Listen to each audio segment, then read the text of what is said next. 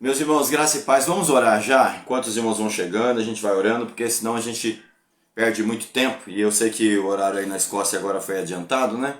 Vocês estão uma hora avante, então de repente seja até ruim para os irmãos, de repente a gente passar do horário também. Então vamos ver se a gente consegue cumprir o horário certinho para não dar problema para ninguém, tá bom? Vamos orar. Senhor, em nome de Jesus, nós agradecemos a Ti pela Tua bondade e misericórdia, pela oportunidade que o Senhor nos concede de mais uma vez juntos estarmos com os Teus filhos, aqui do Brasil, da Escócia, para juntos podermos bendizer o Teu nome, louvarmos a Ti por tudo que o Senhor tem feito por nós até aqui, rogar que o Senhor venha nos sustentar com Tuas fortes mãos, abençoar cada um dos Teus filhos, livrá-los de todo mal, conduzi-los em Tua presença, pelo caminho santo, justo e bom.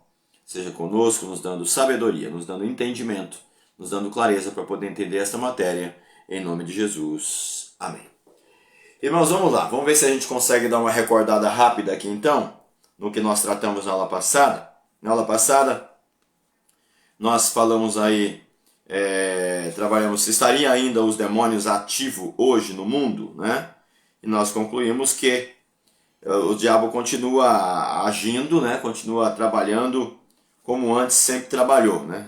Contra o reino de Deus e levando aos seres humanos à perdição e ao inferno, né? E é necessário a gente fazer essa pergunta porque existe aí uma linha de pensamento teológica chamada demitização, que eles tiram Paz, pastor! Amém, Manocia, paz. Eles tiram essa atividade dos demônios, ou seja, eles tiram a veracidade ou a verdade relacionada aos demônios, chegando à conclusão de que a sociedade vive hoje desta forma não por conta da ação demoníaca, mas por conta de um agravo dentro da sociedade, de um deturpamento, de um desvio da sociedade no sentido moral, né? E eles tentam fazer isso para tentar mostrar que o diabo não existe e que se a humanidade está assim dessa forma hoje não tem nada a ver com o diabo, mas sim com a degradação moral, com o desvio moral. Só que a grande pergunta que se faz é: quem levou o ser humano a essa condição, né? Quem levou o ser humano a vivenciar essa condição tão pecadora, tão deturpada, tão perdida? Então não tem como fugir dessa realidade, né?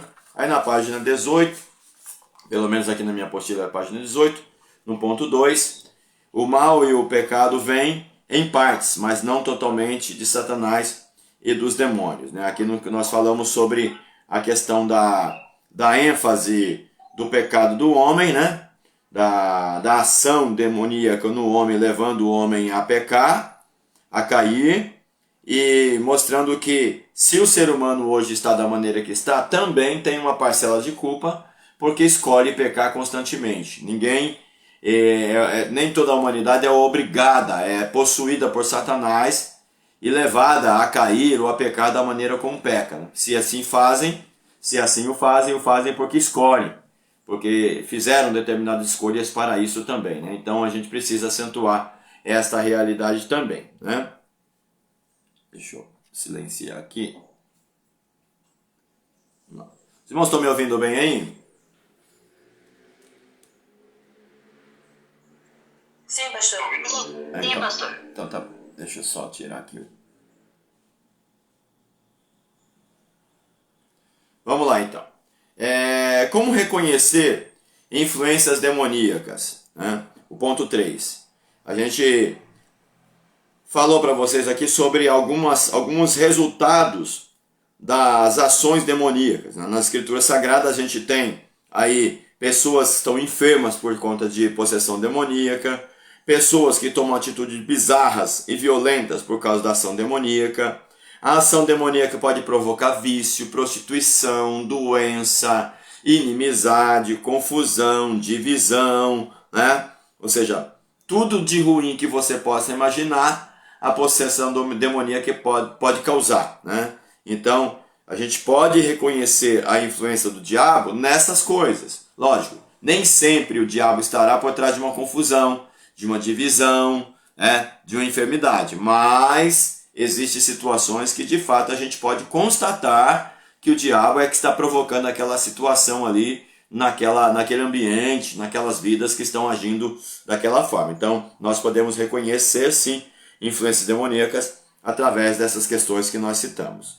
O 4 diz: Jesus dá a todos os crentes autoridade de repreender demônios e de ordenar que saiam, ou seja, esse ponto nós tratamos sobre o poder que a igreja tem hoje ainda de fazer as mesmas coisas que os apóstolos faziam naquela época, antigamente, né? E a gente pode ver isso hoje também, né? Muitas igrejas ainda vivem essa realidade de expulsão de demônios, de oração e curas, libertação e etc. Por mais que tenham igrejas que não acreditam, tem muitas igrejas que ainda continuam acreditando nessa realidade, e a Bíblia nos dá respaldo de que isso é uma realidade para os nossos dias também. Isso não ficou no passado, né? Isso está presente para a igreja de hoje também. Nós temos aí o uso correto da autoridade espiritual do cristão no ministério a outras pessoas, né? Podemos aconselhar, podemos orientar, podemos evangelizar, podemos pregar, podemos orar para que Jesus Cristo possa mudar a situação das pessoas, tal, mas essas pessoas precisam querer mudarem também. Não adianta a gente querer que essas pessoas alcancem uma mudança e, na verdade, quando elas próprias não querem a mudança, né? Então, a minha oração, no que diz respeito à possessão demoníaca ou alguma ação demoníaca de uma pessoa, a minha oração ela pode ajudar, mas essa pessoa tem que querer mudar de vida, ela tem que querer mudar de situação, ela tem que querer viver uma realidade diferente daquela que ela está vivendo, né? Não adianta. Tem muita gente que quer libertação, que quer a bênção do Senhor na vida dela, mas essas pessoas não mudam de comportamento. Não adianta a gente expulsar o demônio de uma pessoa e a pessoa continuar dando vazão ao diabo, dando lugar ao diabo. A pessoa precisa fazer escolha. Uma vez que ela foi liberta, ela precisa fazer escolhas que estejam em consonância e harmonia com a vontade de Deus, as Escrituras Sagradas. Porque senão, a atuação demoníaca voltará novamente na vida daquela pessoa e aquela pessoa voltará a ser 7 vezes pior do que era antes, como as Escrituras dizem, né? Aí na aula passada, nós trabalhamos também aí a origem de Satanás, uma análise de Isaías 14, Ezequiel 28. Junto com vocês, nós analisamos, né? Analisamos Isaías 13, né? Isaías 13. Analisamos Isaías 13 e 14, né? Examinamos esses dois capítulos aí, Isaías 13 e 14. Mostrando para os irmãos que em Isaías, por mais que as pessoas tenham a ideia de que por trás desse texto esteja Satanás, nós comprovamos junto com vocês que não tem como dizer que aí esteja Satanás, senão o rei da Babilônia, como nós provamos para vocês aí. Aí eu gostaria de ler junto com vocês agora o que está na apostila e depois a gente vai partir para o texto de Ezequiel 28 para poder respaldar o nosso entendimento também dentro de Ezequiel 28, tá bom? Então vamos lá, letra E. A origem de Satanás, uma análise de Isaías 14, Ezequiel 28. Abra qualquer número de obras de referências bíblicas usadas comumente e olhe para o verbete Satanás. Você encontrará, provavelmente, uma história familiar. Eu cito como típico o manual completo da Bíblia, né? De L. O. Richard. O Velho Testamento indica que Satanás foi criado por Deus, como um anjo governante chamado Lúcifer, com grandes poderes. Mas o orgulho levou Lúcifer a se rebelar contra Deus, conforme Isaías 14, 12 e 14, Ezequiel 28, 12 a 15, de acordo com a visão do autor, né? Torcido agora pelo pecado, Lúcifer é transformado em Satanás, que quer dizer inimigo ou adversário. Satanás é um poderoso anjo decaído, intensamente hostil a Deus e antagonista do povo de Deus. Isso para aqueles que acreditam que o nome original de Satanás seja Lúcifer, né? Que na verdade não é, né? Isso é apenas uma criação, uma invenção, né? Que criaram para poder dar um nome original para Satanás, para que ele não ficasse sem um nome específico. Mas o nome original dele não é esse, tá? Nós não sabemos qual é o nome original de Satanás. Você só tem o nome original de 2 personagens bíblicos angelicais, de acordo com a Bíblia Protestante, 66 livros, Miguel e Gabriel. A gente não tem o outro nome de outros seres angelicais.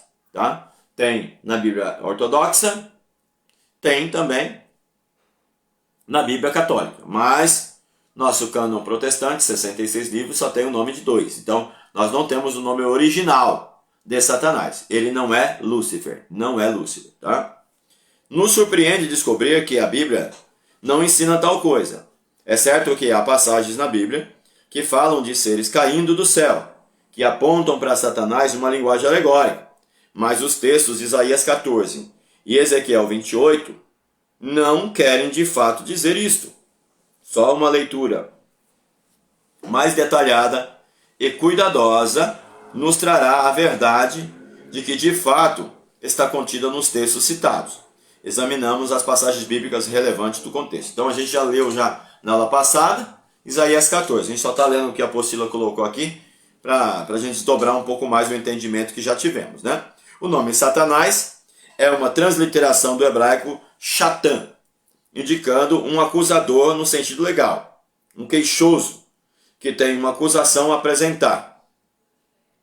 Em Zacarias 3:1, lemos: Deus me mostrou o sumo sacerdote Josué, o qual estava diante do anjo do Senhor, e Satanás a mão direita dele, para se lhe opor, para o acusar. Então você vê, esse é o papel dele, é se opor, é acusar, é apontar o erro do outro.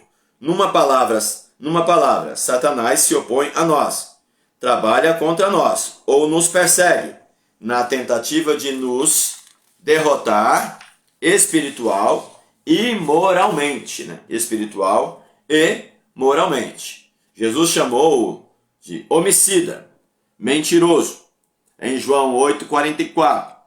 Em Apocalipse 12:9, João retrata Satanás como um grande dragão, uma representação que ressalta sua terrível natureza.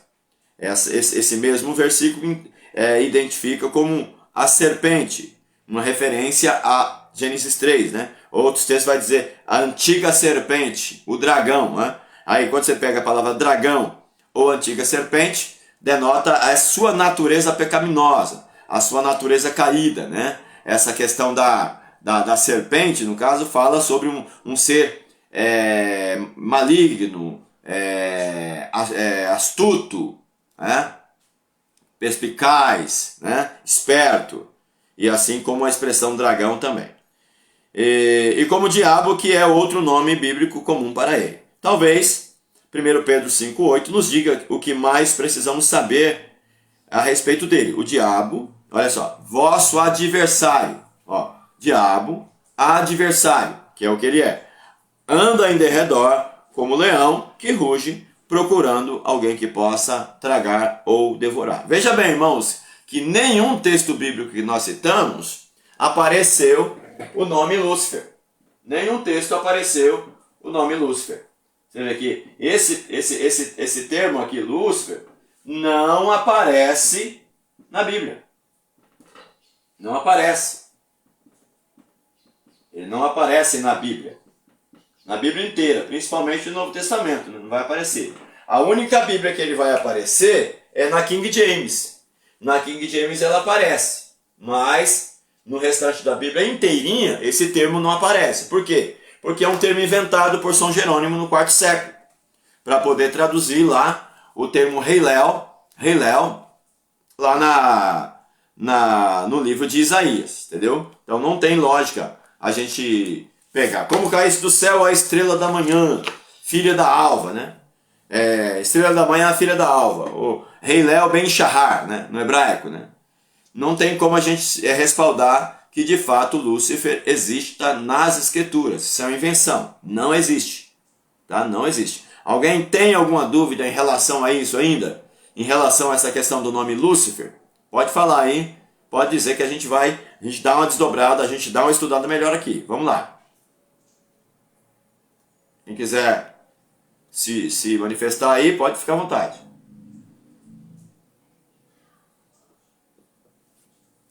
Alguém tem dúvida ainda em relação a isso?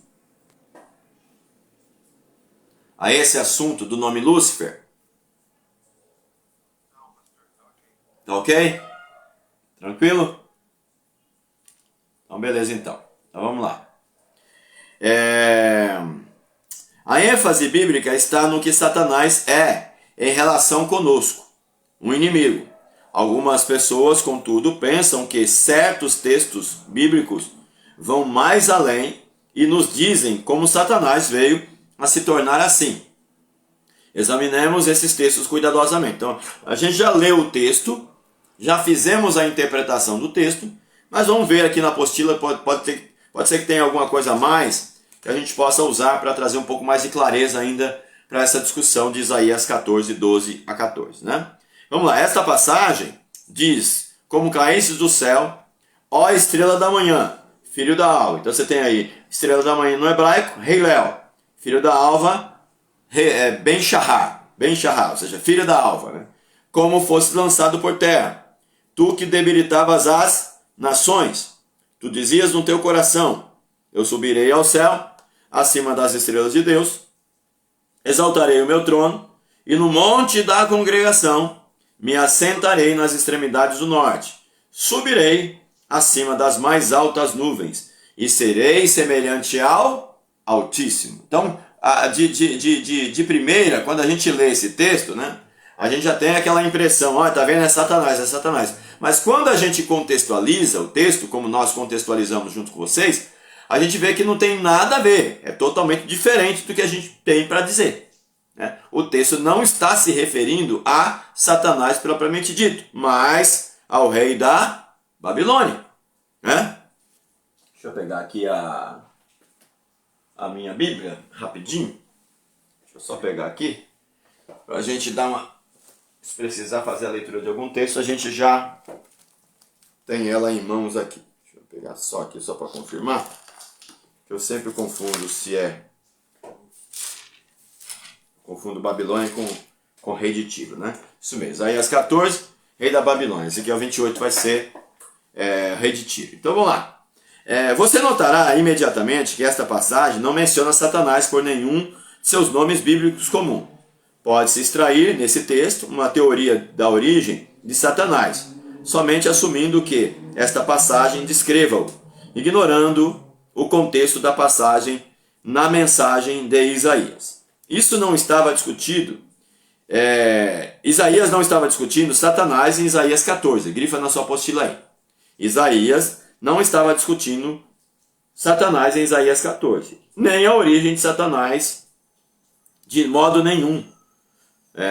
Nem a origem de Satanás de modo nenhum.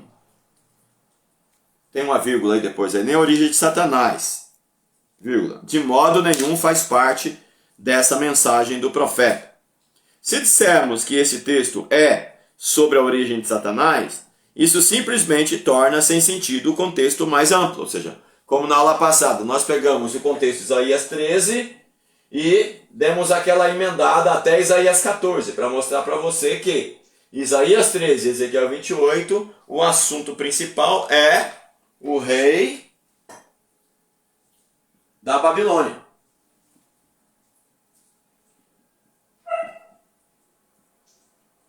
Não tem nada a ver com Satanás. Né? O texto em si está tratando sobre o rei da Babilônia. Vamos lá. Isaías profetizou durante os reinados dos reis hebreus Uzias, Jotão, Acás e Ezequias. Isaías 1:1. Seu ministério abrangeu aproximadamente os anos 750 a 686 a.C., uns 65 anos, no máximo. Este foi um tempo quando o povo de Deus tinha se tornado corrompido pela idolatria. Deus enviou Isaías para pregar o arrependimento ao seu povo e para adverti-lo de um fracasso em voltar-se da idolatria. Significaria desastre em escala nacional. Isaías pregou a ambos os reinos de Israel e Judá, cumprindo sua missão, dizendo aos povos desses reinos que eles sofreriam terrivelmente se recusassem a arrepender-se. Tá lá, o contexto é esse, né? Isaías 10, 5 a 6 resume a mensagem ao reino do norte. Aí você tem, no caso, né? Isaías 10, 5 a 6, resume a mensagem do reino do norte. E depois você tem a linguagem semelhante em Isaías 13, 3 a 6, reservada para o reino também do sul, o reino contra o qual Deus enviaria os babilônicos. Então, se a gente tem já no ano 723 o reino do norte sendo levado cativo pela Síria, no ano 605 aproximadamente, o reino do sul será levado cativo pela Babilônia. Então, o contexto de Isaías 13 e Isaías 14 é sobre o juízo de Deus contra a Babilônia, que Deus havia usado para poder levar cativo o reino do sul, certo? Então, o contexto é esse. Se você tem aí, como caíste do céu, ó estrela da manhã, filho da alva, essa linguagem sarcástica do profeta está se referindo ao rei da Babilônia. Não é uma linguagem literal. O profeta não está afirmando exatamente o que está escrito. Pelo contrário, ele está usando isso de forma sarcástica, sarriando do rei da Babilônia, que se achava o Deus desse mundo inteiro. Certo? Aquela vaidade dele. Né? O Mizar perguntou, Isaías 14 estaria falando também em relação ao anticristo? Não, não tem como. Não tem como a gente pegar esse texto e encaixá-lo para o anticristo também. Por quê? Porque ele é histórico. Ele é um texto histórico, o contexto é histórico, ele é imediato para aquele momento. Ele não tem uma leitura dupla para se apontar para uma outra situação, como se nós tivéssemos aqui uma profecia que tivesse dois sentidos. Nós já trabalhamos junto com vocês aqui uma profecia que tinha dois sentidos, que é Isaías 7, 14 e 15 lá em diante, certo? Se referindo a virgem concebendo lá um filho. Que Mateus vai fazer a leitura apontando lá para Jesus, lá em Mateus capítulo 1, capítulo 2, certo? Mas esse texto especificamente falando, Misael, nenhum autor bíblico do Novo Testamento usa esse texto para apontar para o anticristo ou para Satanás. Então, quando um autor bíblico faz a leitura de um texto e ele entende que existe um outro significado profético naquele texto, a gente se dobra diante dessa leitura do autor bíblico, principalmente no Novo Testamento. Mas se nenhum autor bíblico faz essa leitura, nós não temos autonomia para fazê-lo, certo? Então, entender que Isaías 14 se refere a Satanás ou ao anticristo é uma precipitação na interpretação do texto, quando o profeta não tinha esse objetivo ao escrever tal texto, tá? Então seria aí um erro de interpretação, uma exegese, colocar no texto que não está no texto. Aí Lucas diz, como posso fazer essa distinção do significado imediato e futuro? Lucas, o texto ele nos dá essa dica. O texto nos dará essa dica, de que de fato possa haver um significado maior dentro do próprio texto. Mas quando a gente tiver essa dúvida de significado no texto, algum outro autor bíblico, lendo aquele mesmo texto, ele vai dar uma interpretação àquele texto. Tá? Ele vai dar uma interpretação. Vamos pegar um exemplo aqui, tá? Um exemplo claro. Professor, pode falar. Antes do senhor falar, posso só fazer um comentário? Pode falar. Eu tô com essa dúvida porque eu tava, no meu plano de leitura anual, eu tava lendo Salmos, né? Sim. Aí tem aquele trecho que fala, Davi falando, meus inimigos me perseguem de dia e de noite, não sei o que, eles estão me caçando, vão repartir minhas roupas, eles cospem em mim e tudo mais. Aí a gente que já leu o Novo Testamento já sabe que tá falando a respeito de Jesus. Sim. Só que naquele tempo lá ele não fazia nem ideia, né? Nesse sentido seria o autor depois futuramente fazendo essa interpretação. Justamente. Tá certinho. Mas é interessante, Lucas, que quando você tem essas interpretações, no caso de textos proféticos voltados a Cristo, o Novo Testamento também vai fazer essa leitura. Você tem lá no Novo Testamento essa leitura. Tá lá. Entendeu? Isso aconteceu para que se cumprisse o que fora dito pelo profeta. Né? Lançaram sorte sobre as vestes dele. Né? Rasgaram as vestimentas deles. Ou lançaram... rasgaram não, né? Lançaram sorte sobre as vestimentas dele. Tal. Você tem Isaías 53, por exemplo, né? O castigo que nos traz a paz estava sobre ele, ou seja, isso aconteceu para que se cumprisse o que fora dito pelo profeta. Então, o próprio Novo Testamento, ou algum outro autor bíblico do próprio Antigo Testamento, ele vai fazer uma leitura daquele texto que a gente tem dúvida, dando esse segundo sentido no texto. Isso vai acontecer, lógico, não são todos os textos que de fato isso acontece, né? Não são todos os textos, mas a maioria dos textos em que isso acontece fica perceptível no próprio texto sagrado, na própria Bíblia Sagrada, quando um outro autor vai fazer referência àquela profecia daquele profeta. Por exemplo, eu estou tentando achar aqui, vocês que têm aí, de repente, alguém que esteja assistindo no celular ou no computador, que tem um aparelho aí livre para poder fazer uma pesquisa, pesquisa para mim aí, Daniel citando Jeremias no seu livro. Coloca aí na busca. Daniel citando Jeremias no seu livro. Aí me fala para mim qualquer referência para mim, para vocês verem que Daniel, ele está fazendo uma leitura do que Jeremias havia dito e aplicando dentro do seu próprio livro naquele momento histórico em que Jeremias está, em que Daniel está no cativeiro babilônico. Entendeu? Então, quando a gente tiver dúvida de uma profecia e que a gente quiser que a própria Escritura traga clareza para nós do que o autor estava se referindo naquele texto, se existe uma alusão dupla àquela profecia, como acontece em Mateus capítulo 1 e 2, ali se referindo a Isaías 7, quando existe assim, o próprio autor bíblico está fazendo isso. E ele tem autoridade para poder fazê-lo. Agora, quando nenhum autor bíblico deu aquele sentido duplo para o texto profético, a gente tem que tomar muito cuidado para poder fazer análise.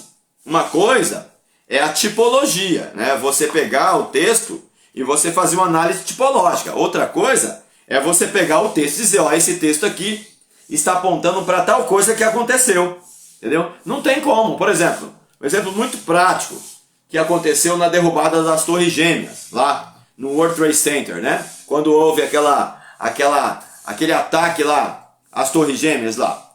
Teve uma pancada de gente que quando viu as torres caindo, foi lá para o livro de Daniel e viu lá aquele bode que tinha 2 chifres. Viu o bode que tinha 2 chifres e eles analisaram, tá vendo? O bode ali é Estados Unidos e as Torres Gêmeas são os 2 chifres, entendeu? Depois que as coisas acontecem, você querer encaixar esses acontecimentos dentro da Bíblia é muito fácil. É muito fácil. Eu quero ver você pegar a profecia e você dizer o que ela é no futuro, sem que ela já tenha acontecido, entendeu? Então, quando você tem uma profecia aqui no Antigo Testamento, essa profecia pode ser para aquele momento ou pode ser futura. Aí entra. Quando eu saberei que ela também é futura? Quando alguém na própria Bíblia Sagrada apontar que ela seja futura, ou que houver de fato uma clareza, uma luz muito grande sobre aquele texto dizendo que ela é futura, entendeu? Então a gente pode fazer isso tranquilamente. A Bíblia nos dá esse espaço de interpretação. Isso é facinho de fazer, entendeu? Alguém achou aí Daniel? Onde Daniel cita Jeremias? Pastor, acho que é Daniel 9:2. Daniel 9:2. Olha lá então, ó. Isso, obrigado, Eduardo. Obrigado, olha lá. Pode ler, Eduardo, se você achou aí, por favor. Se você tiver com a Bíblia aberta, pode ler pra gente, por favor. Sim, no primeiro ano do seu reinado, eu, Daniel, compreendi pelas Escrituras, conforme a palavra do Senhor dada ao profeta Jeremias, que a desolação de Jerusalém daria 70 anos. Você está vendo, ó, você vê, o Daniel é um profeta, Lucas. Daniel é um profeta e está citando a profecia de outro profeta, mostrando, validando aquela profecia. Lógico que aqui você não tem um sentido duplo, você tem um sentido histórico, certo? Mas vamos pegar lá, vai lá para o livro de Atos dos Apóstolos. Atos dos Apóstolos, capítulo número 2. Vamos lá. Atos dos Apóstolos, capítulo número 2. Versículo 16 em diante. Pega aí, Atos dos Apóstolos, capítulo 2, versículo 16 em diante. Olha só que interessante aqui. Você tem uma citação na boca de Pedro. Pedro é um escritor sagrado, ele é um apóstolo, ele foi testemunha ocular da morte e da ressurreição de Jesus, e foi um homem que esteve muito presente lá no ministério de Jesus, né? Estava lá, presente lá. Misael já tinha colocado aí, Daniel 9:2, eu não tinha visto. Obrigado, Misael. Mas você tem ele citando lá, Atos 2, versículo 15. Esses homens não estão embriagados, como vós pensais, sendo a 3ª hora do dia. Isto, porém, é o que foi dito pelo profeta Joel. Nos últimos dias, diz Deus, do meu espírito derramarei sobre toda a carne. Os vossos filhos e as vossas filhas profetizarão. Os vossos jovens terão visões. E os vossos velhos sonharão. Então você vê, ó, ele está citando Joel. Está citando Joel. Se a gente for lá para Joel, né? Se a gente for lá para Joel, pode ficar aí mesmo, eu só vou pegar aqui Joel para me ver a data. A data de Joel, se você for para Joel, Joel está 800 anos antes de Cristo. 800 anos antes de Cristo. Pedro está citando esse discurso depois que Jesus Cristo já tinha subido ao céu. Então você tem mais de 830 anos passados e Pedro está citando esse discurso. Então a gente tem, Lucas, essa profecia de Joel, ela é dupla ou ela só é futurística? Ela cumpriu-se nos dias de Joel também, e Pedro está fazendo uma segunda alusão a ela, ou ela só é profética e ela se cumpre literalmente para os dias de Pedro ali no Pentecostes? Entendeu? Então, essa pergunta tem que ser feita. Mas aqui a gente tem uma citação de um profeta, que é Joel, e de um apóstolo, que é Pedro, duas autoridades bíblicas. E ele diz, os vossos velhos sonharão sonhos, e também do meu espírito derramarei sobre os meus servos e as minhas servas naqueles dias, e profetizarão. Farei maravilhas no céu, em cima no céu, né? E sinais embaixo da terra, sangue, fogo e vapor e fumaça. Agora veja bem, que interessante, ó. O que Pedro está citando que se cumpre naquele momento exato em Joel 2? Só se cumpre até o versículo de número 18, de Atos 2:18. Por quê? Fareis maravilhas em cima no céu e sinais embaixo da terra, sangue, fogo e vapor e fumaça. Você vê, isso aqui já se cumpriu? Sangue, fogo, vapor e fumaça? Pode ser que tenha se cumprido, mas talvez tenha algo ainda catastrófico que possa acontecer para o futuro, certo? Então essa profecia, ela pode ser para aquele momento, se a gente fizer uma análise, pode ser que seja para aquele momento, mas Pedro está trazendo ela alusão para agora, e apontando ainda um segundo sentido para o futuro, né? Aí você tem, o sol se transformará em trevas, e a lua em sangue, antes de chegar o grande e glorioso dia do Senhor. Ué, já chegou o grande e glorioso dia do Senhor? Não, é futuro, é um arrebatamento. Então Pedro está fazendo uma leitura, apontando no texto o que está se cumprindo naquele momento, ali com ele, né, presente naquele momento, e também apontando para o futuro. Entendeu, Lucas? Vê se deu para dar uma clareada aí, Lucas. Não, sim, pastor, com certeza. Eu estava até pensando agora, tem um trecho naquela parte que aqueles reis, reis mágicos, né, vão ir lá ver Jesus e tudo mais. E aí o Herodes depois, mais pra frente, pergunta pros profetas, pros fariseus, né, onde que nasceria, né, o Jesus. Aí fala, pelas escrituras, não sei na onde, fala que vai ser em Belém. Aí eu percebi que nesse texto aí, eles estão já fazendo uma interpretação futura, né, do que vai... Isso. Pelas escrituras que vai acontecer. Justamente. Você vê, se de fato esse texto teve algum cumprimento lá atrás, é muito estranho dizer que tenha se cumprido, né? Mas você vê, no caso deles, eles não, isso aconteceu para que se cumprisse o que fora dito. Ou seja, então, o Mateus, ele faz a leitura do texto lá atrás, trazendo o significado para o seu presente. Entendeu? Então, a visão é outra, a realidade é outra. Então, quando a gente tiver dúvida em um texto do Antigo Testamento que seja profético, se alguém no Novo Testamento fizer essa análise, pronto, você tem uma resposta pronta do que significava aquele texto. Agora, quando a gente não tem nenhum autor bíblico fazendo uma alusão àquela profecia com sentido duplo, nós não temos autoridade para fazer tal coisa. Nós não temos, entendeu? Nós não temos essa liberdade de pegar o texto e sair dando a interpretação que a gente quer do texto. Não é assim que funciona. Entendeu? Não é assim que funciona. A gente tem que ter um pouco de cautela nessa situação aí. Bom? Então vamos lá, seguindo na apostila aí. A mensagem de Isaías não era completamente de desânimo e condenação. Os assírios e os babilônicos, ele pregou, eram simplesmente instrumentos que Deus usaria para punir o seu povo. Grifa então. Os assírios e babilônicos, ele pregou, eram simples instrumentos que Deus usaria para punir o seu povo. Uma vez que Deus tivesse usado essas nações para seus propósitos, ele se voltaria e aplicaria seu julgamento sobre eles, pela impiedade deles próprios. É uma mensagem da soberania de Deus em ação que causa reverência e temor nos ouvintes. Certo? A Babilônia cairia e depois disso também renovaria e reuniria seu povo e lhe daria uma gloriosa e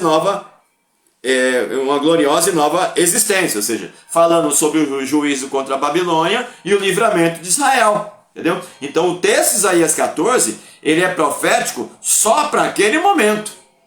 Você não tem uma dupla interpretação em Isaías 14 para apontar para outras coisas. Você não tem. Nenhum autor bíblico vai fazer essa leitura dizendo que existe possibilidade de entender Isaías 14 com um olhar duplo ou diferente do que o profeta pretendia naquele momento. Tá? Isaías 14 é sobre a queda do império babilônico. Isaías diz aos habitantes do reino sulista de Judá que depois que eles tivessem sofrido o castigo, viria o dia quando eles poderiam ver a queda do seu opressor e escarnecer de Babilônia, do modo como esta tinha escarnecido de Judá. Veja os versículos 4 e seguintes. Isto é sobre Babilônia. Certo? Grifa aí. Isto é sobre Babilônia. Ora, por que Isaías começaria o capítulo falando sobre a queda de Babilônia e interromperia com uma descrição da origem de Satanás e então recomeçaria a falar sobre a queda da Babilônia? Simplesmente não faz qualquer sentido aqui no contexto, né? Então, nesse caso, aqui não faz sentido. Em algum outro texto, uma alusão dupla, profética, pode ter sentido? Pode ter. Mas nesse caso aqui não tem. Tá? Ver Isaías 14, 12 a 14. Já lemos, né? Como sendo sobre a origem de Satanás. O fato é que Isaías estava descrevendo para o povo de Judá o que eles estariam dizendo quando zombassem do rei da Babilônia, que tinha sido rebaixado e decaído ao poder. Está no versículo 4. Está claro no versículo 4 aí que ele está usando essa linguagem sarcástica para falar sobre a queda dele. Então, quando você tem algum elogio, algum adjetivo, alguma qualidade citada e relacionado à Babilônia dentro desse texto, não é verdade, é sarcasmo, é ironia. Entendeu? Eu posso ser irônico com alguém e a pessoa pode pensar que eu esteja falando a verdade, mas eu não estou. Eu não estou, entendeu? Eu posso criar uma alegoria, posso criar uma linguagem sarcástica e elogiar uma pessoa e a pessoa pensar que seja verdade, mas na verdade não é. Entendeu? Não é. Eu estou sendo sarcástico e eu tenho que entender esse tipo de linguagem. É uma figura de linguagem. O sarcasmo também é uma figura de linguagem. Esse tom sarcástico, principalmente dentro da literatura judaica, em que você tem aí o que a gente chama de quiná, né? Que é o cântico zombeteiro. Né? Você tem aí qual que é o termo que se usa lá? Deixa eu ver aqui rapidinho, aqui em Isaías, tem um termo específico. Né? Aqui ele vai usar um termo específico aqui, que é o peso, né? O peso é a sentença, o juízo contra o rei da Babilônia, né? Você tem aí uma expressão específica mostrando o que é isso, né? Oráculo, né? Tá aí oráculo. Eu não estou com a minha Bíblia aqui que já tem o hebraico nela, mas aqui você tem um termo específico, esqueci qual que é o termo específico, eu ensinei isso para vocês na aula passada. Qual que é o termo que aparece por trás de oráculo? Peso, sentença, juízo, né? Mas tem um termo hebraico comum que se usa para esse tipo de literatura que o profeta está escrevendo. Se eu lembrar aqui, eu cito para vocês. Vamos lá, seguindo.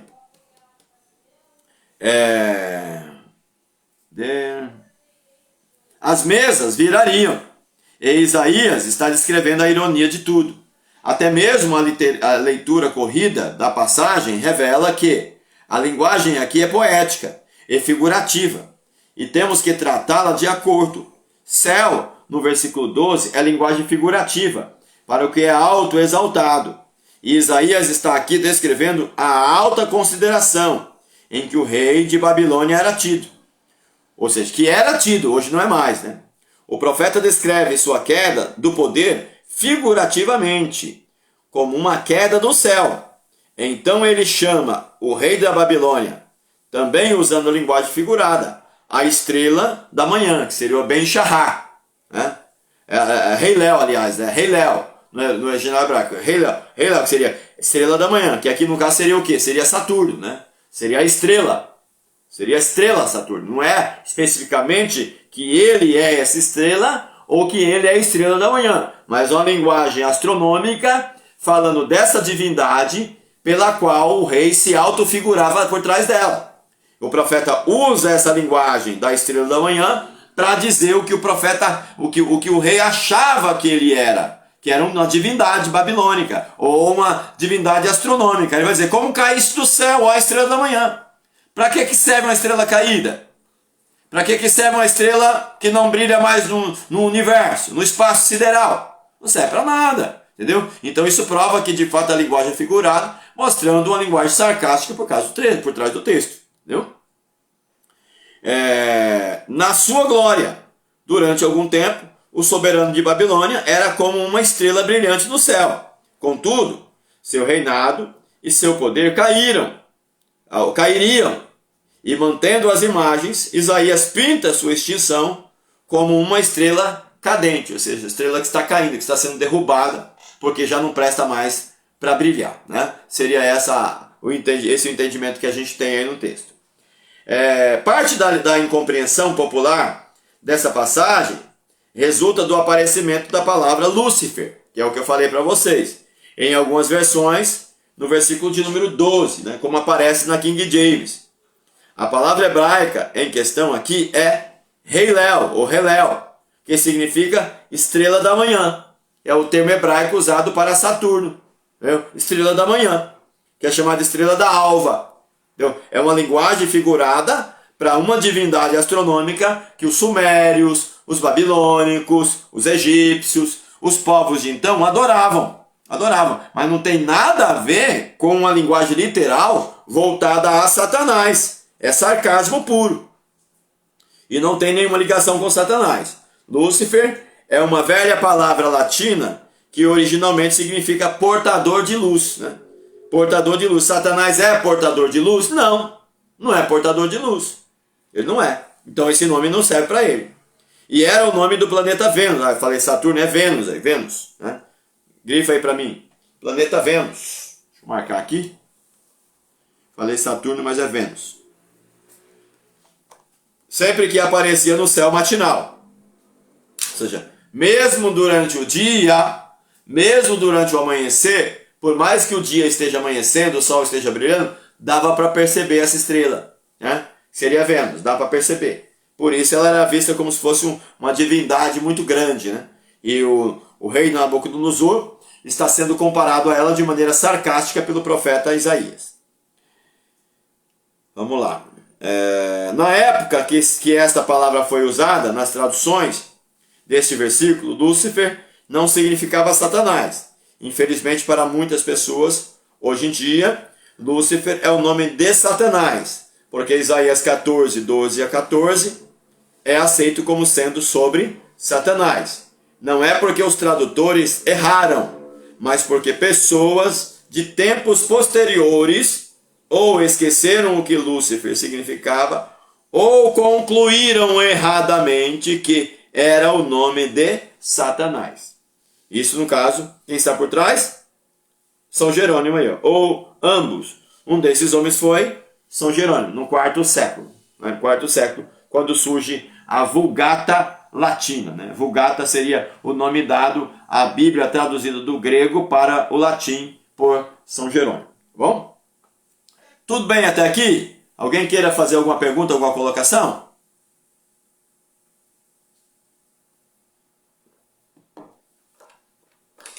Não? Não, pastor, tá tudo bem. Vale a pena a gente abrir um parênteses aqui, usar esse exemplo aqui, igual a pergunta do Lucas aí.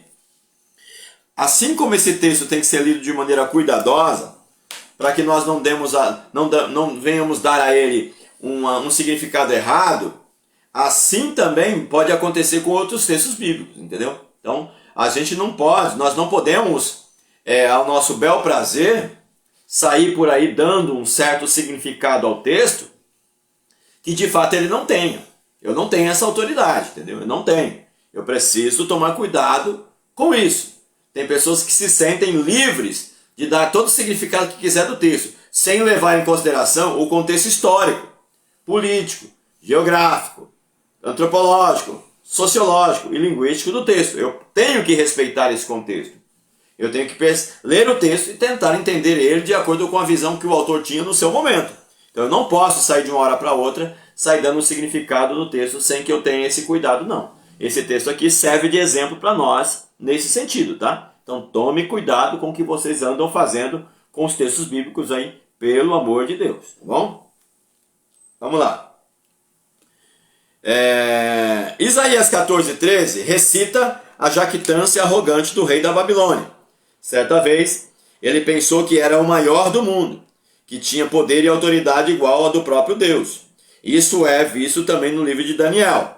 Uma das características do retrato profético de Babilônia é seu grande orgulho. Contudo, Deus rebaixaria seu rei ao mais baixo nível imaginável, né, para a mente hebraica, que seria o quê? O Sheol, o reino dos mortos, de acordo com o que está no versículo 15. O que é o Sheol? É a sepultura, é o reino dos mortos. Como que alguém que está no reino dos mortos pode ser poderoso, pode ser autoritário, pode reinar sobre os mundos? Não, pelo contrário. Aqueles reis que foram derrotados pelo rei da Babilônia, ou pela Babilônia, está dizendo, olha, aquele que nos matou, aquele que nos derrotou, aquele que era visto como a divindade, também está entre nós. Entre nós onde? No mundo dos mortos. No mundo dos mortos. Porque os reis da Babilônia, eles também morreram. E não foi só Nabucodonosor. Foi Nabopolassar, Nabonido, o Evil-Merodach, o Beltesazar, que foram todos reis da Babilônia. Então, todos eles estão no mundo dos mortos. Ou seja, cadê o espírito de divindade? Cadê a divindade desses homens? Não existe mais. Né? Então, por isso que o profeta está usando essa linguagem sarcástica, sarriando do rei. Né?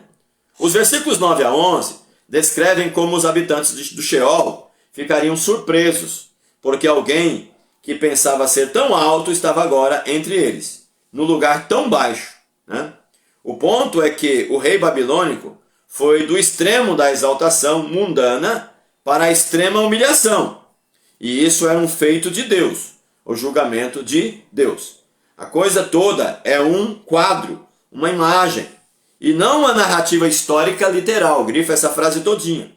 A coisa toda é um quadro, uma imagem, e não uma narrativa histórica literal. Eu não posso ver isso como uma narrativa histórica literal.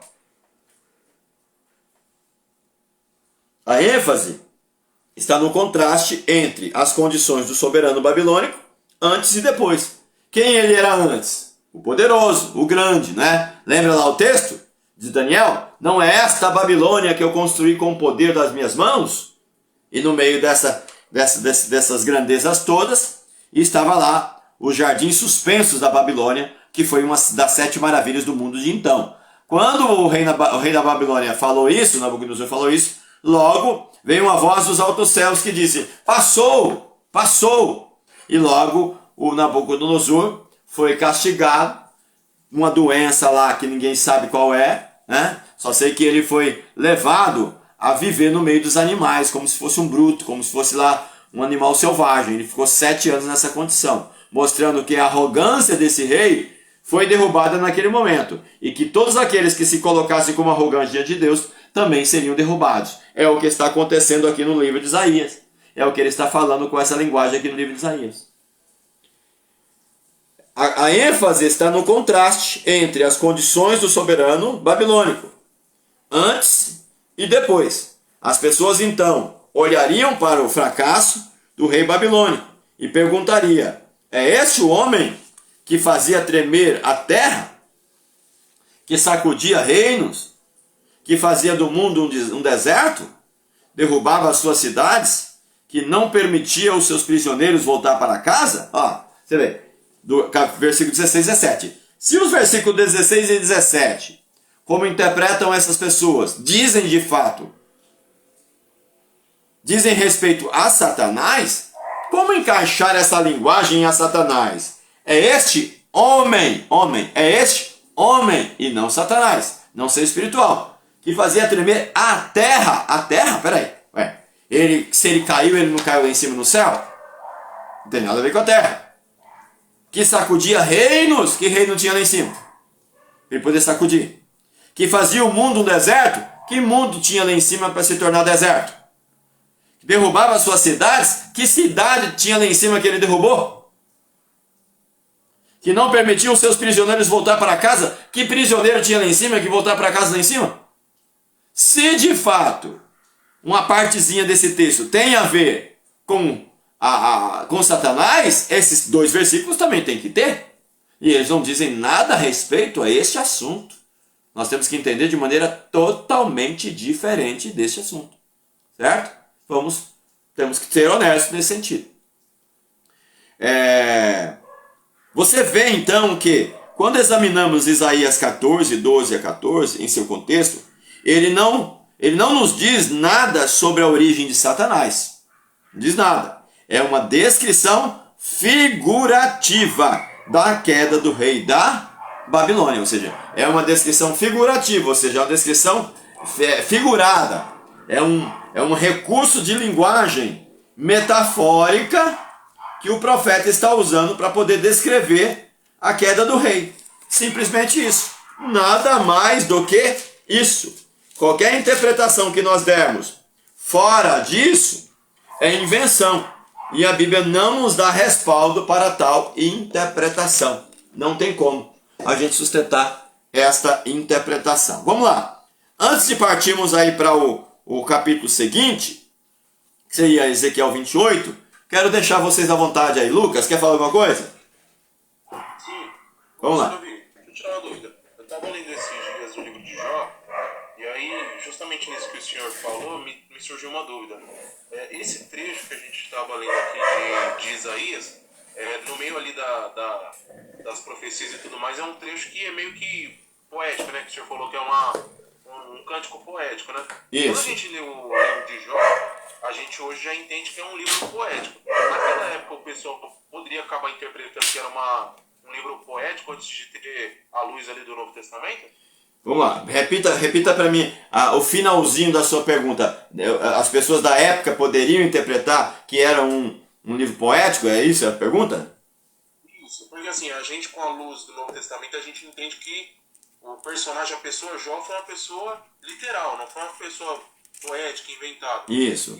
Mas as pessoas que vieram antes, que não tiveram acesso ao Novo Testamento, poderiam interpretar que Jó era uma poesia? Não, por quê? Porque eles estavam muito mais perto de Jó ou da época do que a gente. Por mais que Jó ele esteja dentro da coleção de livros poéticos para nós, para os judeus, mesmo o livro de Jó sendo um livro que você tem um diálogo entre Jó, os seus três amigos e o outro que chega depois, por mais que ele seja escrito em prosa, ali aquela questão de pergunta-resposta, mesmo assim, os judeus, nenhum deles questionam a existência literal do Jó em si. Ele é descrito como um personagem verdadeiro, existente. Se existe algum judeu que faça essa interpretação, esse judeu talvez não seja o judeu que faça a leitura de maneira literalista, e sim de maneira alegórica. Não sei se existe escola alegórica no meio dos judeus, mas quem fazia essa leitura alegórica era Orígenes na sua época ali,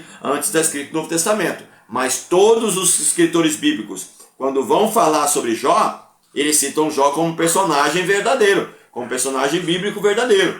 Mesmo antes do Novo Testamento citar Jó como personagem verdadeiro, o Antigo Testamento já está citando Jó como um personagem verdadeiro.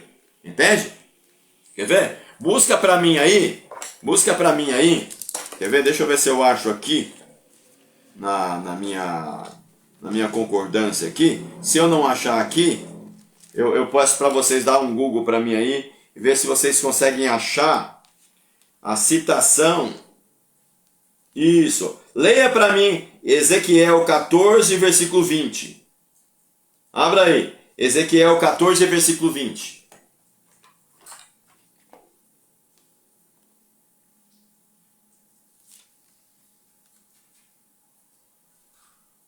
Pode ler.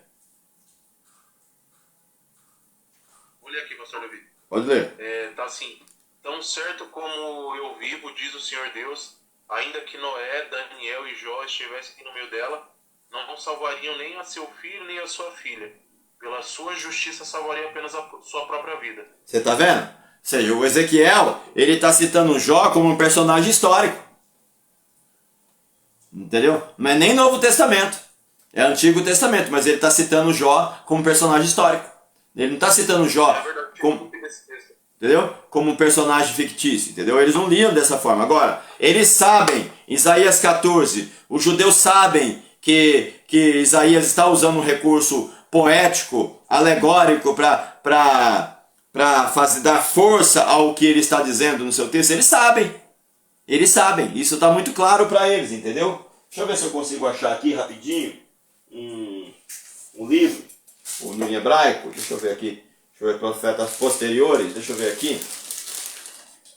Deixa eu ver se é esse do volume aqui. Para ver se eu consigo achar Isaías em hebraico. Eu peguei aqui a minha Bíblia que eu pensei que estava anotado aqui, mas não está. Isso, está aqui Isaías. Deixa eu ver aqui, Isaías. Deixa eu achar aqui rapidinho. Isaías 14. Qual que é o termo hebraico que se usa para oráculo aqui? Isaías 13. Oráculo, ele vai falar sobre o dito, quer ver? Qual que é o versículo? Isso, acho que é Isaías 14, versículo de número 4. Então proferirás esse dito, né? Esse dito, deixa eu ver aqui, Isaías 14, 4, qual que é o termo hebraico? Ele tem um termo específico hebraico que nos diz que estilo, o que ele tá, é um provérbio que você vê aqui, ó. Seria machal, isso. O hebraico seria o que? Machal. Esse recurso que Isaías está usando aqui, no hebraico, ele tem esse nome, ó. Esse nome aqui, ó. Vou apagar aqui. O termo que ele usa em hebraico para se referir a esse recurso linguístico ou literário que Isaías está usando seria machal. Machal. Deixa eu ver aqui certinho. Então proferirás um provérbio. Seria machal. Isso mesmo. Aqui, ó. Seria isso aqui, ó. Machal. Isso mesmo. Machal. Ó. Esse machal. O que é esse machal? Machal é um provérbio. Ó, Lucas. Ó, tá vendo? É um provérbio. É um dito. Né? Pega para mim aí, abra a Bíblia de vocês aí, em Isaías 14, versículo 4 para mim. Quero ver o que as traduções de vocês dizem aí sobre esse assunto. O que traz aí? Isaías 14, versículo 4. Então proferirás o quê? O meu fala, você pronunciará essa sátira. Olha, essa sátira. Essa sátira. Como tá? Sátira sobre o rei da Babilônia, como chegou ao fim, o opressor. A sua arrogância acabou. Isso aí, ó. Provérbio, o que mais? Qual Bíblia aí mais tem? Aqui tá com motejo. Motejo, isso também. O motejo, ele é isso aí também. O motejo é um sarriamento. É uma palavra antiga falando sobre a sátira, sobre o provérbio, sobre o dito. Qual Bíblia mais aí traz do que aí? King James tá provérbio. Olha lá, provérbio, tá vendo? Aí na NTLH vai dizer assim, quando esse dia chegar, zombem. Ó, zombem. Seria o quê? Zombaria. Pode se encaixar também aqui, ó, zombaria. Agora veja bem, Lucas, ó. Essa expressão aqui, o machal, em hebraico, ele é um recurso literário dentro do hebraico, da língua hebraica, entendeu? Então é um termo usado para se referir a um recurso literário dentro da língua hebraica, o machal, entendeu? Ele é um provérbio, é um dito, é um motejo, é uma sátira, é uma zombaria, entendeu? Deixa eu ver aqui, aqui ó, isso, a revista atualizada vai estar motejo, então coloquem aí do lado da Bíblia de vocês aí, escrevam aí, coloquem aí, pega essas palavras aqui ó, copiem ela e coloquem aí do lado das vossas Bíblias aí, e tentem trazer aí, e anotem também o versículo 4 do hebraico machal, para vocês não esquecerem. E não vai aparecer só aí não, viu gente? Não vai aparecer aí não, você vai ver que ele vai aparecer em outro lugar também. Você tem a expressão oráculo, né, no capítulo 13, que a gente já pegou, mas se eu não me engano vai aparecer em outros lugares também. Essa expressão aí do dito aí, da zombaria, tá? Vai aparecer em outros lugares também, mostrando que o profeta, ele usa constantemente este recurso literário quando ele quer falar de maneira negativa ao rei que está se sentindo o tal aí, está se sentindo aí a última Coca-Cola do deserto, entendeu? Então esse machalo aí, ele é um recurso literário. O oráculo também é um recurso literário. O versículo de número 3, capítulo 3, versículo 1, também está dizendo isso. Oráculo acerca da Babilônia. Então você tem o quê? É sobre o rei da Babilônia que está se falando. Não tem nada a ver com Satanás na jogada aí. Entendeu? Então você vai ver essa expressão peso. Ela também tem um significado legal no hebraico também. Né? Não vou citar aqui porque as horas já estão indo e a gente tem muita coisa aqui ainda para falar junto com vocês. Né? Mas você vê, tentem marcar isso, Lucas. É importante. A pergunta do Lucas ela é interessante porque, irmãos, quando eu consigo identificar o recurso literário que o pode falar. Pode falar, Mãe Fernanda. Não, desculpa, pastor, meu gato que não para de miar aqui. Ah, tá bom. Deixa eu mutar meu microfone, desculpa, eu não vi que estava ligado. Não tem problema. Então vamos lá. Então é importante pra gente, irmãos, estar atentos para os recursos literários que os profetas usam. Profecia é um tipo de literatura bíblica, certo?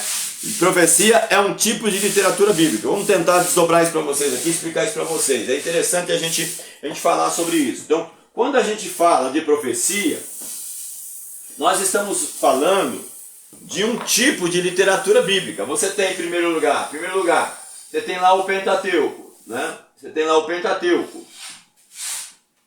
O Pentateuco, ele é um livro, são 5 tipos de livros escritos, com a linguagem, vamos colocar aqui, histórica, literal. Histórica, literal. Por quê? Porque Moisés, quando escreve o Pentateuco, ele está escrevendo sobre algo que de fato aconteceu. E a linguagem que ele usa, ela é literal. Ele não está citando uma poesia, não tem nada de poesia, é literal. Ele não quer. Agora tem dentro dos 5 livros, existe algum outro tipo de recurso literário que está dentro do livro? Tem. Você tem cântico de Moisés, você tem cântico de Miriam, entendeu? Você tem um recurso literário, né, dentro dessa literatura chamada histórica literal Pentateuco. Você tem recursos literários que o autor vai usar para descrever o que ele quer descrever. Está entendendo? Você vai para os livros históricos. Em segundo lugar, você tem lá os livros históricos. São 12. Que seria de Josué. Josué, Juiz, Ruth, 1ª e 2ª Samuel, 1º e 2º Reis, 1º e 2º Crônicas, né? Você tem Esther e tem o outro lá.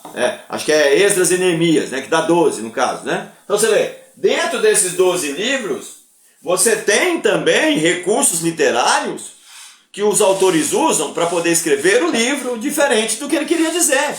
São livros históricos. A pegada, ela é histórica, mas isso não quer dizer que o escritor não vá usar outros tipos de recursos literários para poder ilustrar, para poder explicar, para poder ensejar dentro do contexto do que ele quer falar. É tão simples isso de entender, irmãos. É tão simples de entender, mas às vezes as pessoas se esquecem de observar isso. Por exemplo, eu estou falando para vocês aqui, eu estou dando aula para vocês, certo? Estou dando aula. Aí, de repente, vocês façam uma pergunta para mim, né? E eu use, por exemplo, eu vou usar essa garrafa aqui como exemplo. Então, esse assunto que vocês estão perguntando, é como essa garrafa, tal. Quando eu uso a expressão é como essa garrafa, eu estou usando a garrafa, o exemplo, a imagem da garrafa, ou a linguagem sobre a garrafa, como um recurso literário para poder explicar a pergunta que vocês me fizeram. Quando eu tenho dificuldade de dar uma explicação literal só com as minhas palavras, eu vou usar um exemplo. O exemplo que eu for usar pode ser uma hipérbole, pode ser uma sinédoque, pode ser uma metonímia, pode ser uma parábola, pode ser uma metáfora, pode ser... A gente pode usar muita coisa, mas isso não quer dizer que o que eu esteja falando não seja verdade. Não tem um peso histórico, entendeu? Não tem um peso profético. Então o profeta Isaías e o profeta Ezequiel, eles usam essas linguagens dentro dos seus livros. E a gente não pode, tudo que eles dizem, ler de maneira literal, como se ele estivesse usando um tipo só de linguagem dentro do seu texto. Não é assim que se faz leitura bíblica e não é assim que se faz teologia também, certo? Que se constrói doutrina bíblica. A gente precisa estar atento em relação a isso.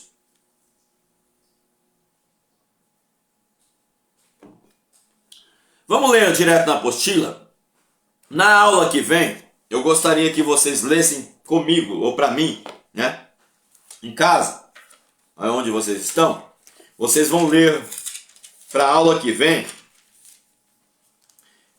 Ezequiel 26, Ezequiel 27, Ezequiel 28,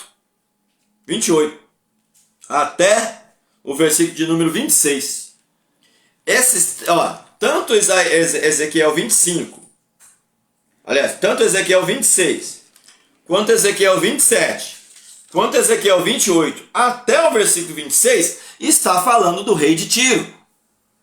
Então, se o 28, 12 a 16 é o texto que a gente vai ler para discutir demonologia aqui, a gente precisa ler também esses outros 2 capítulos para poder contextualizar e entender qual é a pegada histórica que o profeta está usando para poder explicar o que ele está explicando no versículo 12 a 16 do capítulo 28.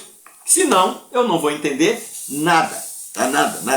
Mas vamos lá. Você tem Ezequiel 28, 12 ao 16. Leia para mim aí um de vocês na apostila. Essa parte aí, até que a gente termine o texto aí no termo pedras. Quem pode ler para mim aí? Ezequiel 28 aí na apostila. Outra suposta passagem e tal, até o termo pedras. Quem lê para nós aí?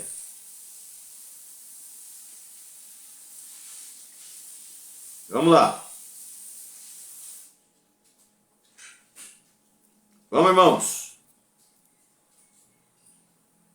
Qual que é o livro, pastor? Não, é na apostila mesmo aí, onde nós paramos aí. Ezequiel 28, 12 a 16, o que está na apostila mesmo. Eu não estou conseguindo acompanhar pela apostila, daí eu deixo outro irmão ler. Então pode abrir a Bíblia aí, ou qualquer um de vocês, em Ezequiel 28, 12 a 16 também, não tem problema não.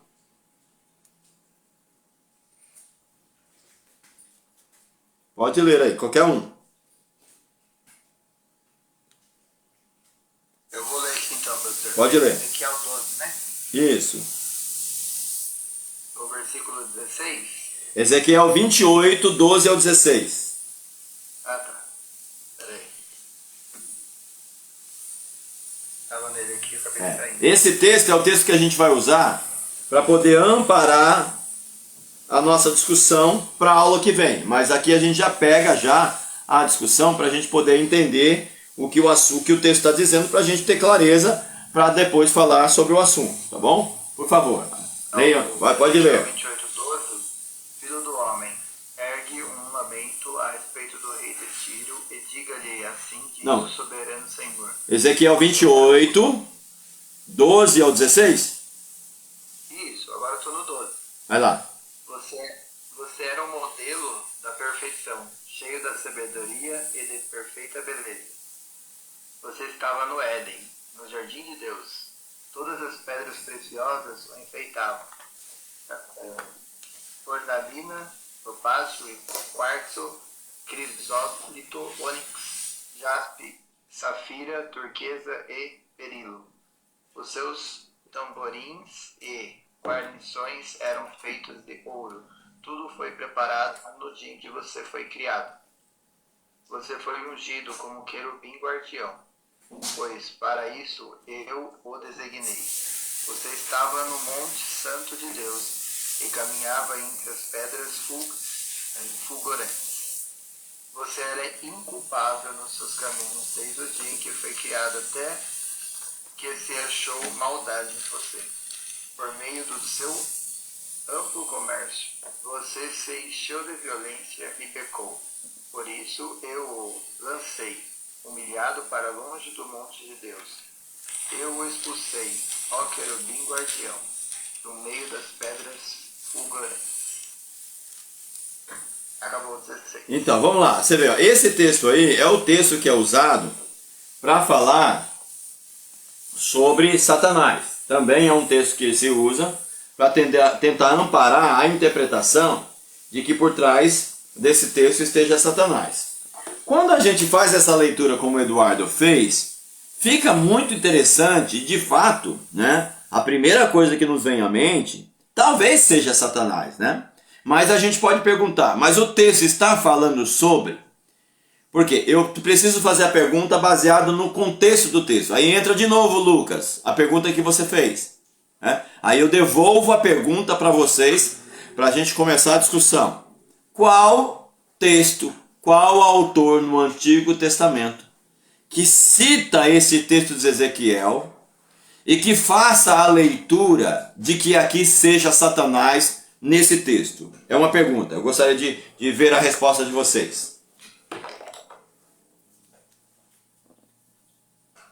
Vamos lá.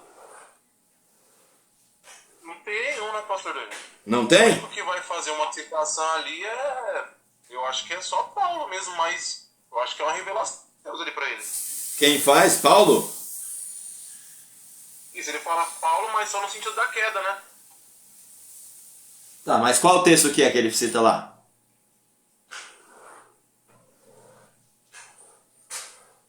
Ele vai citar. Esse texto mesmo ele não cita não, pastor. Ele vai citar esse texto aqui?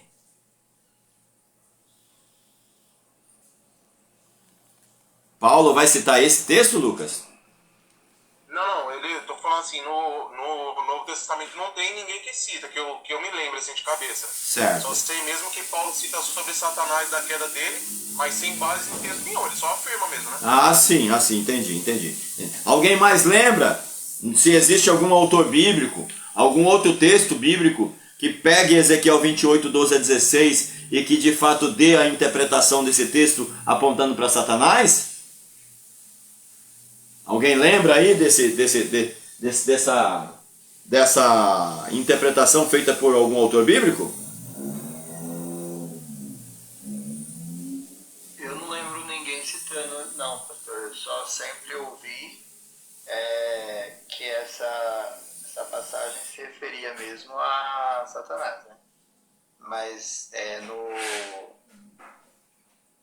lendo o texto, eu sempre fiquei meio confuso nessa questão por conta de estar falando aqui do rei, né? De Tiro, né? Certo. Então, aí quando a gente ouve... Pastor, falarem, repete o versículo, por favor. Tá, já repito, meu Fernando. Deixa só o Eduardo terminar a colocação. Pode falar, Eduardo. Então, quando eu ouvi as pessoas, pregador, né? Até em escola dominical, citar essa passagem, daí eu ficava pensando, né? Que eu achava que era para o rei, não para ele. Mas daí vinha como realmente entender pela fé que era uma revelação aqui, né? Uhum. Mas eu não lembro de ninguém assim, nenhum no Novo Testamento, por exemplo, citar, né? Como disse o profeta Ezequiel, né? Aquele, falando de Satanás, por exemplo, se eu acho que se acontecesse isso no Novo Testamento, de alguém retomar esse texto, daí vai ter esse sentido que o senhor falou, de muitas vezes no Novo Testamento falar, né, isso está se cumprindo como diz o profeta Joel, né? E só que aqui não fala, né?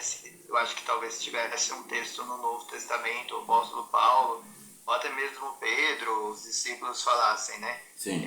Como diz o profeta Ezequiel, e aí retomar esse texto se referindo a Satanás, eu acho que seria uma referência para a gente até ter essa interpretação, mas de fato eu não me lembro de nenhum caso desse. Beleza.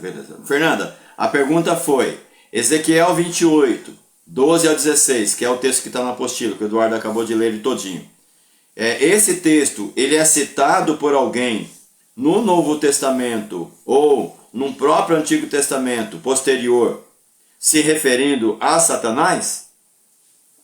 Essa seria a pergunta. Vê se você conseguiu entender, Fernanda.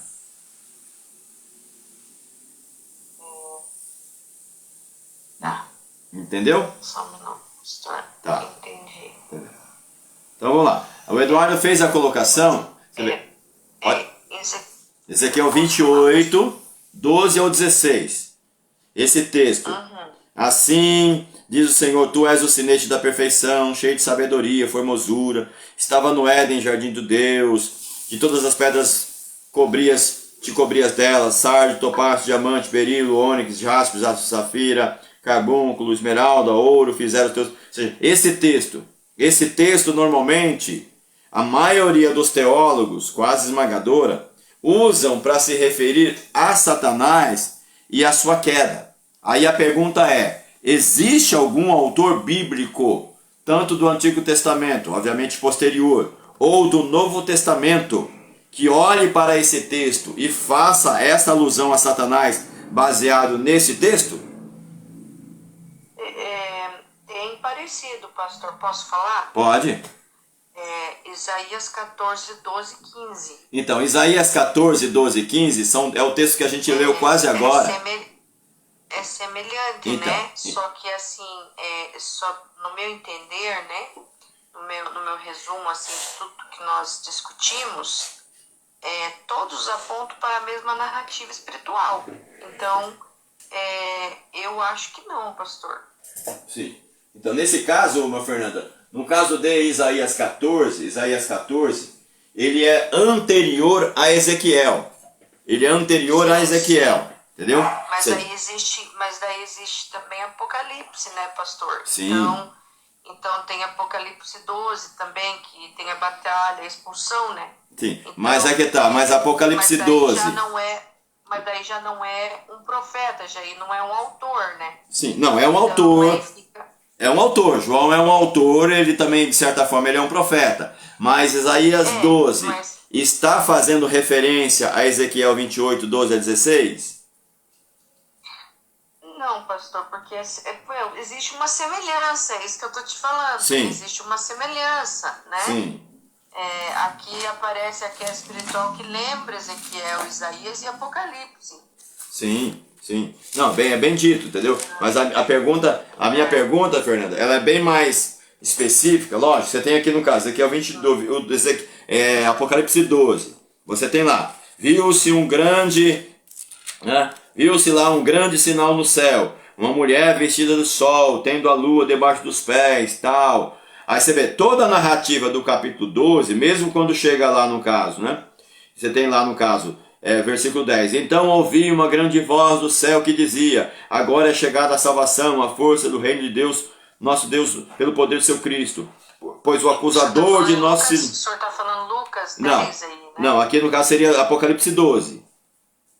Ah, sim, o senhor já passou de Lucas. Isso, não. Lucas 12 lá está se referindo a uma figura de linguagem onde Cristo está falando sobre a queda dele. A queda dele. Mas lá, aquela queda dele, especificamente falando, não tem nada de paralelo com Ezequiel 28, 12. Ou seja, quando se faz a análise de Lucas 12 ou até lá de Mateus, como se fosse um texto casado com Ezequiel 28, 12 a 16, ou Isaías 14, é apenas uma interpretação que os teólogos fazem, colocando a referência de Lucas, de Apocalipse, para esses dois textos, como esses dois textos, Isaías 14 e Ezequiel 28, estivessem falando diretamente de Satanás, entendeu? Então a minha pergunta é, algum profeta, algum escritor do Novo Testamento ou do Antigo Testamento fez a leitura de Ezequiel 28 nessa linguagem que ele usa, se referindo diretamente a Satanás? Essa é a pergunta. Lógico,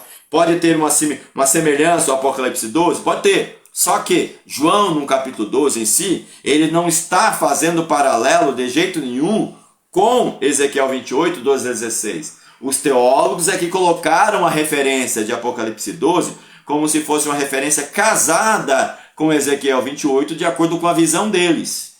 Mas a grande pergunta é, João está consciente escrevendo Apocalipse 12? Posso falar, pode? pastor? Pode falar. Pode falar.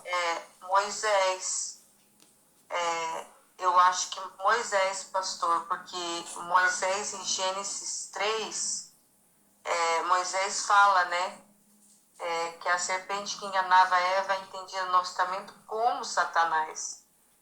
Então, é um outro ator. Então, eu acho que Moisés em Gênesis 3 e também Jó, né? Jó também fala de Satanás. São vários, assim, mas o que eu me lembro mesmo, assim, são outros autores, né?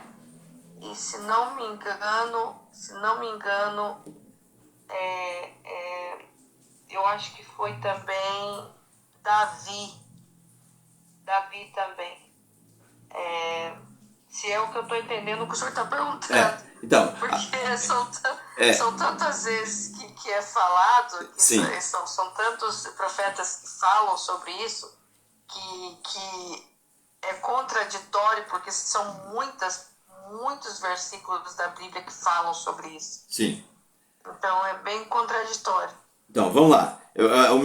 Talvez acho que a senhora não tenha entendido um pouco o meu questionamento, irmã Fernanda.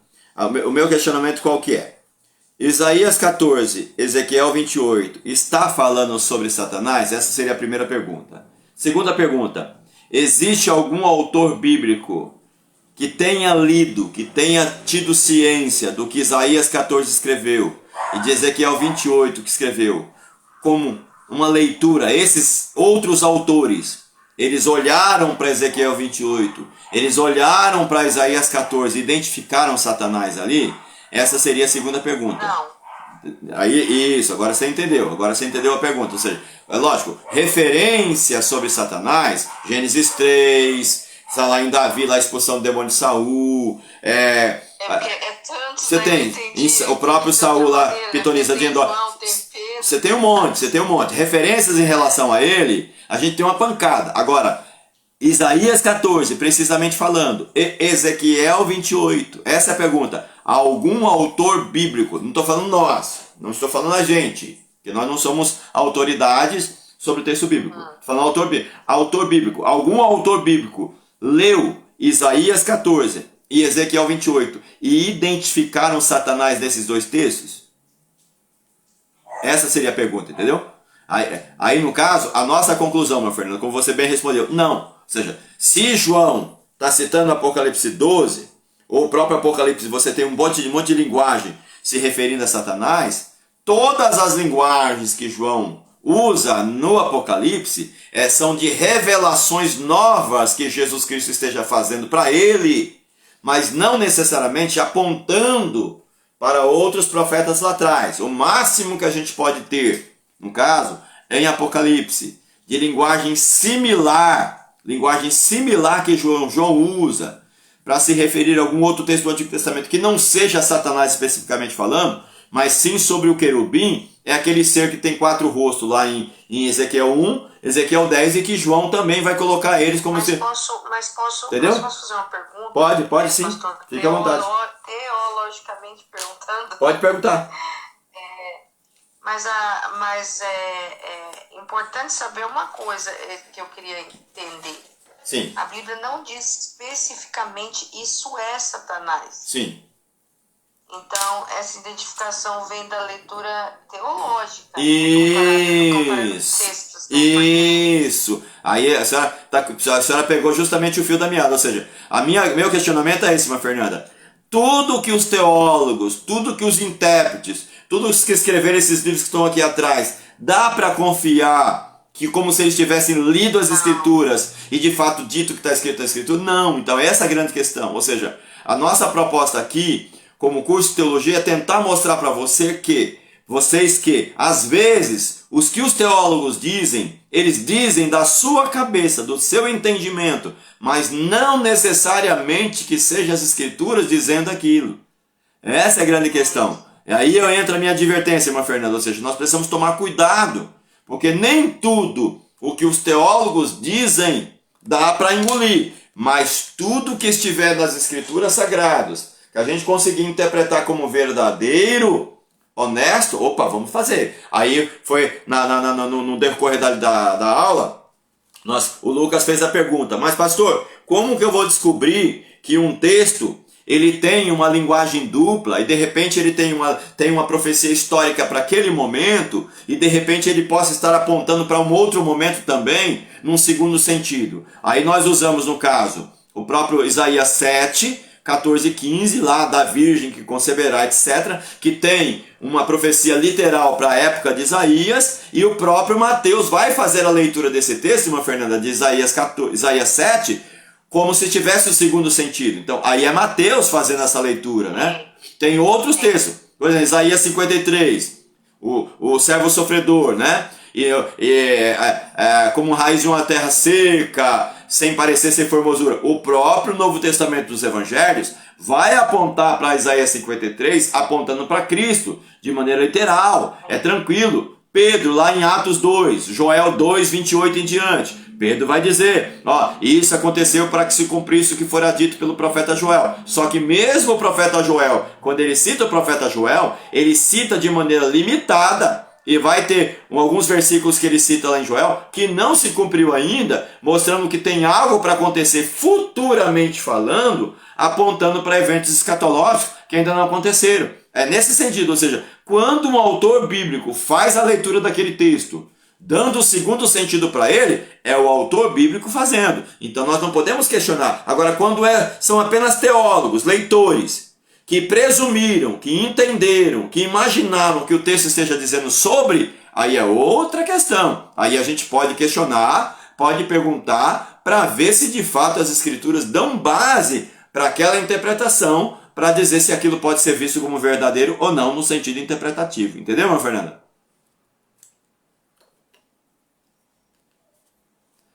Sim, pastor. Sim. Beleza? Tá bom, então? Então vamos fazer, na aula que vem, eu gostaria que vocês lessem para mim, então, Ezequiel 26, Ezequiel 27, Ezequiel 28. Esses 3 capítulos têm que ser lidos em conjunto para a gente contextualizar o 28. Aí a gente vai continuar na apostila e vamos interpretar e ver o que dizem sobre o texto e o que de fato o texto esteja dizendo sobre si mesmo. Aí a gente vai ver, será que existe alguma coisa no texto de Ezequiel igual o machal que aparece em Isaías, né? Isaías 14, versículo 4, você tem um machal, que é um provérbio, um dito, uma sátira, um motejo, uma zombaria e etc. Existe também algum recurso literário interno dentro da profecia que Ezequiel tenha usado para poder explicar ou ensejar também dentro do seu texto, da sua profecia, e seja talvez por isso que ele use essa linguagem referindo-se ao rei de Tiro, e que as pessoas entenderam ou presumiram que de fato seja Satanás. Então essa é a nossa proposta para a aula que vem para vocês aí, tá bom? Faça a leitura de Ezequiel 26, 27 e 28 para a próxima aula aí, tá bom? Já anotei aqui já a lista de chamadas, já fiz a chamada certinha aqui, tá todo mundo aqui com presença bonitinho, tá bom? Pastor, coloca na lupa aí do grupo pra gente não esquecer os versículos. Ah, pode deixar, eu coloco lá sim, pode deixar, eu coloco. Porque a gente tá ficando velho, pastor, a gente tem o tico-teco do Olha aqui, ó. bate, entendeu? Olha aqui, ó. Olha a situação do... Nem falha, né? Tá, Mas eu coloco assim. Vamos agradecer ao Senhor. Deus abençoe os irmãos que estiveram conosco aí no Facebook.